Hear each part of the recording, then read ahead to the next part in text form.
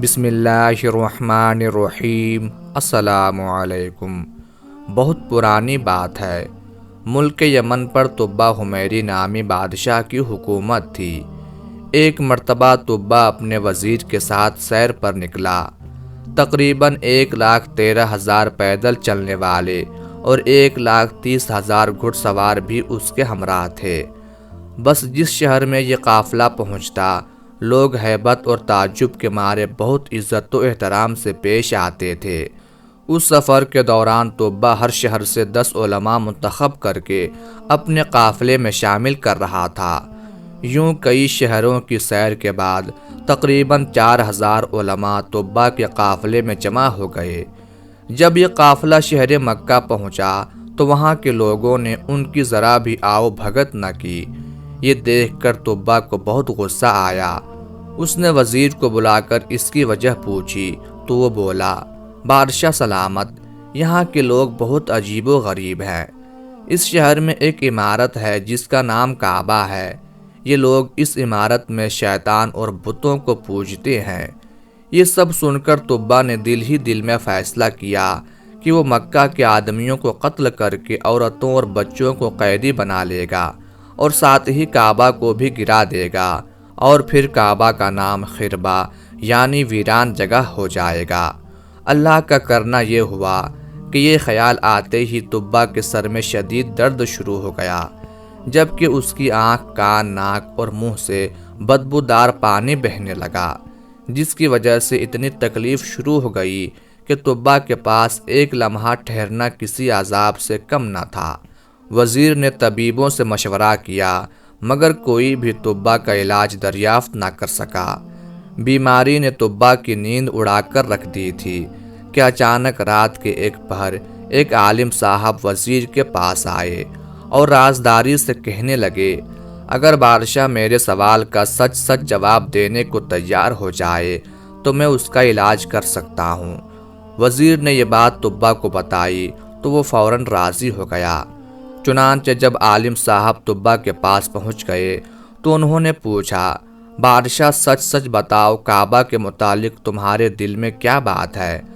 تبہ جو بیماری کی وجہ سے مکمل نڈھال تھا، فوراً اپنے برے ارادے سے عالم صاحب کو آگاہ کر دیا، جسے سن کر وہ بولے، تمہاری بیماری کی وجہ یہی بری نیت ہے، اس لیے اپنے دل سے برے خیالات نکال دو، اسی میں تمہارا بھلا ہے۔ تبہ مرتا کیا نہ کرتا، فوراً برے ارادوں سے تائب ہو گیا، اور ابھی عالم صاحب گئے بھی نہ تھے کہ وہ بالکل ٹھیک ہو گیا۔ عالم صاحب کی بات اپنی آنکھوں سے درست ہوتی دیکھ کر تبہ رب پر ایمان لے آیا اور دین ابراہیمی پر قائم ہو گیا۔ پھر اس نے کعبہ کی تعظیم کے لیے 7 غلاف بھی تیار کروائے۔ اس سے پہلے کبھی کسی نے کعبہ پر غلاف نہیں چڑھایا تھا۔ اس کے بعد تبہ شہر مکہ کے رہنے والوں کو کعبہ کی حفاظت کا حکم دے کر مدینہ شریف کی طرف چل پڑا۔ مدینہ شریف میں ان دنوں آبادی نہ تھی، پانی کے ایک چشمے کے علاوہ یہاں زندگی کے کوئی آثار نہیں تھے۔ تبہ کے قافلے نے وہاں پہنچ کر اس چشمے کے پاس پڑاؤ ڈالا۔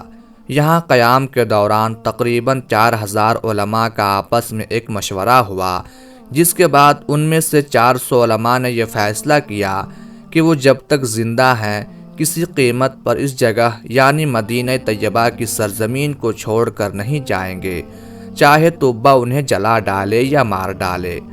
تبہ کو یہ بات پتہ چلی تو وہ بہت حیران و پریشان ہوا۔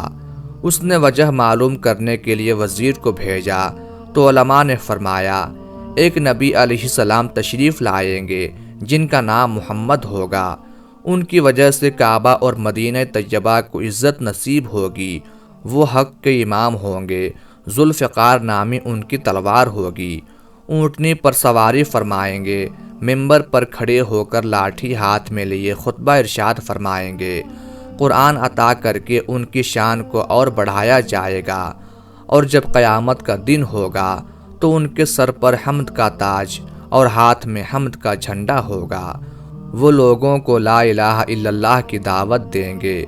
ولادت شریف شہر مکہ میں ہوگی اور ہجرت سے مدینہ منورہ کو نوازیں گے۔ وہ شخص یقیناً سعادت مند ہوگا جو ان کے زمانے میں ہوگا اور ان پر ایمان لائے گا۔ اس لیے ہم اس امید پر یہاں مرتے دم تک رہنا چاہتے ہیں کہ یا تو ہمیں محمد مصطفیٰ صلی اللہ تعالی علیہ وآلہ وسلم کے دربار کی حاضری نصیب ہو جائے یا ہماری اولاد اس سعادت سے بہرہ مند ہو جائے۔ وزیر کی زبانی ماجرا معلوم ہونے کے بعد طبہ نے سوچا کیوں نہ میں بھی ان 400 علماء کے ساتھ 1 سال تک یہیں ٹھہر جاؤں، ہو سکتا ہے اس عرصے میں محمد مصطفیٰ صلی اللہ علیہ وآلہ وسلم کا دیدار نصیب ہو جائے۔ اس خیال سے طبہ نے بھی وہیں قیام کر لیا اور 400 علماء کے رہنے کے لیے 400 گھر بنوائے، ان کی شادیاں کروائیں اور خوب مال و دولت بھی دیا۔ 1 سال انتظار کے بعد جب طبہ کا وہاں سے جانے کا ارادہ ہوا تو اس نے بارگاہ رسالت میں پیش کرنے کے لیے ایک خط لکھا جس کا عنوان اور مضمون کچھ یوں تھا: طبہ الاول حمیر بن وردہ کی طرف سے 2 جہاں کے رب کے رسول اور سب سے آخری نبی محمد بن عبداللہ صلی اللہ علیہ وآلہ وسلم کی طرف، یہ خط اللہ کی امانت ہے، جس کو ملے وہ اس کے مالک تک پہنچائے۔ یا محمد، میں آپ پر اور قرآن مجید پر ایمان لاتا ہوں، آپ کے دین اور سنت کو اپناتا ہوں، آپ کے اور ہر چیز کے رب پر ایمان لاتا ہوں، اور جو شریعت آپ لائیں گے اسے بھی قبول کرتا ہوں۔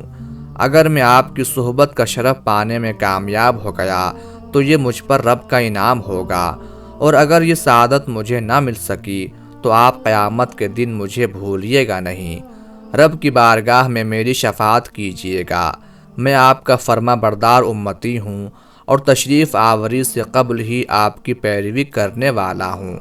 میں آپ اور آپ کے والد ابراہیم علیہ السلام کے دین پر ہوں۔ خط لکھنے کے بعد طبہ نے اس پر اپنی سنہری مہر لگائی جس پر یہ عبارت نقش تھی: ترجمہ: پہلے اور بعد حکم اللہ ہی کا ہے، اور اس دن ایمان والے اللہ کی مدد سے خوش ہوں گے۔ پھر جن عالم صاحب نے طبہ کی اصلاح کی تھی، طبہ نے یہ خط انہی کے سپرد کر دیا۔ وصیت کی کہ اگر آپ کی محمد مصطفیٰ صلی اللہ علیہ وآلہ وسلم سے ملاقات ہو تو یہ خط ان تک پہنچائیں، اگر ملاقات نہ ہو تو آپ کی اولاد یا اولاد کی اولاد اس خط کو بحفاظت بارگاہ رسالت میں پہنچائیں۔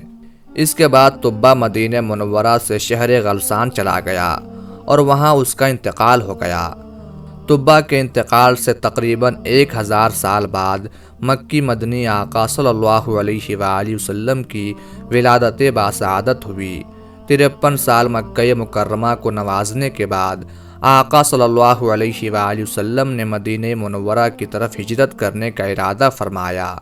اس ہجرت میں مسلمانوں کی مدد کرنے والے مدینہ شریف کے مسلمانوں کو انصار کہا جاتا ہے۔ یہ انصار انہی 400 علماء کی اولاد تھے اور 1000 سال سے نسل در نسل خط کی حفاظت کرتے آ رہے تھے۔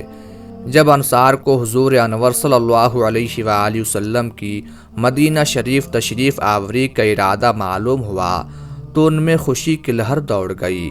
انہوں نے بارگاہ رسالت میں طبہ کا خط پہنچانے کے لیے آپس میں مشاورت کی۔ مشورہ ہوا کہ کسی با اعتماد آدمی کو یہ خط دیا جائے جو بحفاظت اسے بارگاہ رسالت میں پہنچا سکے۔ چنانچہ وہ خط ابو لیلہ انصاری کے سپرد کیا گیا۔ ابو لیلہ انصاری خط لے کر مکہ جانے والے راستے پر نکل پڑے۔ سفر کے دوران جب قبیلہ بنو سلیم پہنچے تو وہاں رسول اللہ صلی اللہ علیہ وآلہ وسلم جلوہ گر تھے۔ ابو لیلہ انصاری آپ صلی اللہ علیہ وآلہ وسلم کو نہیں پہچانتے تھے۔ آپ صلی اللہ علیہ وآلہ وسلم نے جیسے ہی ابو لیلہ انصاری کو دیکھا تو فرمایا: تم ابو لیلہ ہو؟ عرض کی: جی ہاں۔